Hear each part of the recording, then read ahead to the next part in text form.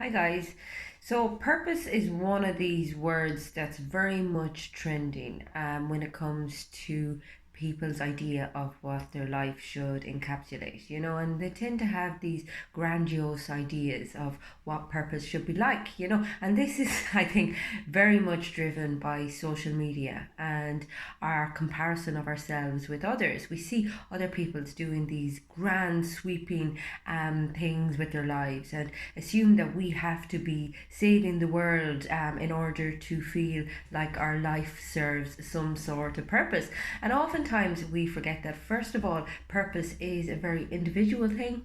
And secondly, purposeful living is a day-to-day thing. It's not one very glorified achievement. I mean, purposeful living can be something very basic, and oftentimes that's overlooked because, again, we're all about the visible results. We're all about, instant gratification, feeling the glory, looking great to other people, the impression that we put on other people. Whereas the reality is, it's a step-by-step process. So purposeful living, I always say to people who haven't quite figured out what their purpose is yet, and that does be a common trend. I have people coming to me feeling like they're failing in life because they don't know what their purpose is. And oftentimes you have to act yourself into knowing or act yourself into thinking as opposed to thinking yourself into action. So it's about taking steps that lead towards a more purposeful way of life.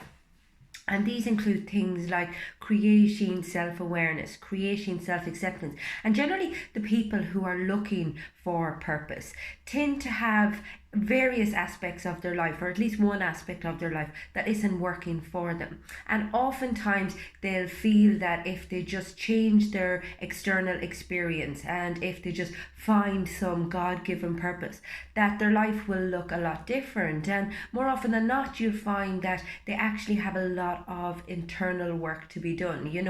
We tend to view the world in very biased ways. We have all of these biases working against us, and they kind of very much blinker and filter how we see the world, and can cause us a lot of bother when we're not aware of the impact that they have on the way that we interpret things.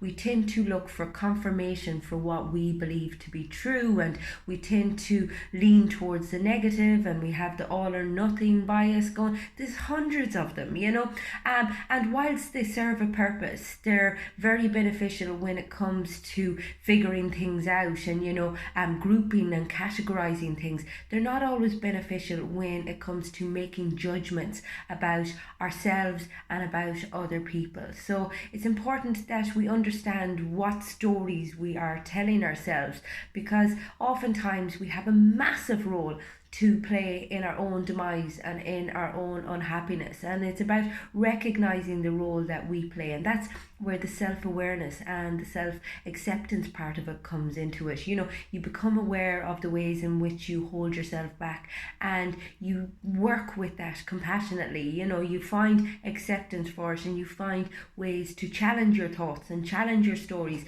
and challenge how you feel and challenge your behaviors. And again, bear in mind that purposeful living can be the very, very small things. It's about being aware of who you are, but also being aware of the impact that you have on other people. And, oftentimes, even I make this mistake. I think, oh, I'm having such an incredible run with clients and things are going great. And then by the time it comes to the evening when I have my son and my partner around me, I've nothing left. And I mean, purposeful living starts at home. It's about being kind to the people around you. It's about, kind of recognizing other people, reaching out to other people, making connections. I mean, we tend to think of purpose as achievement and success, and that's not necessarily the case. It can be very much the subtle things. It can be just our day-to-day interactions, and the more we engage in purposeful ways of living, so that's that conscious living, being mindful, meditating, being aware of our internal experience, the more we will be drawn towards what it is that fulfills us, because we'll be more aware of what is beneficial in our lives and what no longer works for us. we'll also become aware of the stuff that we're clinging on to. I mean, I always talk to people about their journey. You know, they tend to come in all guns blazing, I want to change X, Y, and Z. And then when you get to the very core niggle, there's always some sticking point that they're just like, okay, I want to let everything else go and I'm willing to work on everything else, but not this. And generally, that's the one thing that you need to tackle the most, and it can be the most stubborn and the most difficult to work through. But once you sieve through it, once you get to that core authentic self, once you kind of work through all of your stumbling blocks, all of the ways in which you have learned to survive but ultimately maybe have been maladaptive, then you can be a lot more soft. I'm really loving that word, the last one. Soft and open and free. You can be still with yourself. You're able to sit with your strengths and with your weaknesses. And again, this is all contributing to feeling more purposeful, feeling that your life actually stands for something, knowing what you stand for, knowing what you want your life to stand for, and evaluating what is kind of bringing you in that direction and what isn't. And oftentimes, as we move towards our purpose, it's kind of like shedding a skin. We're shedding kind of aspects of our life that no longer work for us. We're shedding people that don't contribute to the road that we need to follow, and we're shedding aspects of ourselves that have worked against us, that no longer bring us where we need to be.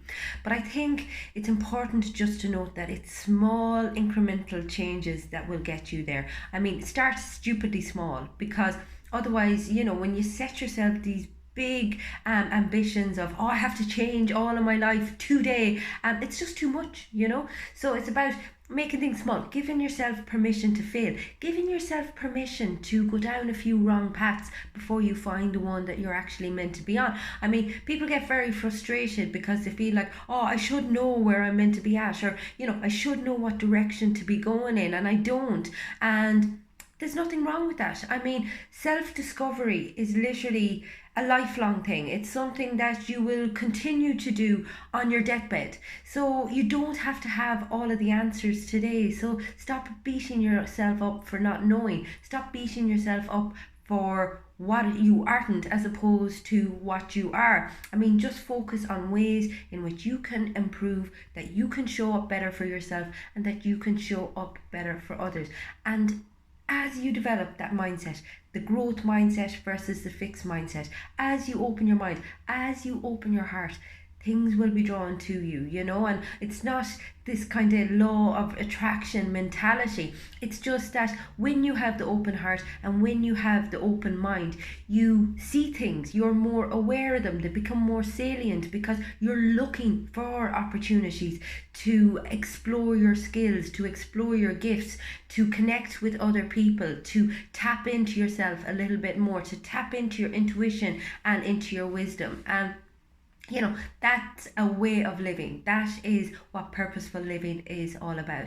If you are struggling in life with any aspect of your mental health, or if you feel a little bit lost, if you want to find more purpose in your life, get in touch with me on my website. It's fundamentals.ie. You'll also catch me on Instagram and on Facebook. I do loads of content on my YouTube channel, which is called Fiona Feely. Go check it out.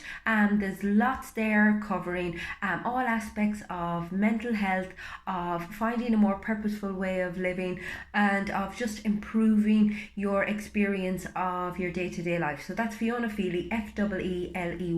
I also do a regular podcast with Neil O'Brien. It's called Touchy and Feely. It's available on iTunes and on Spotify. So go check it out, like, share, and subscribe. Hope everyone has an amazing day.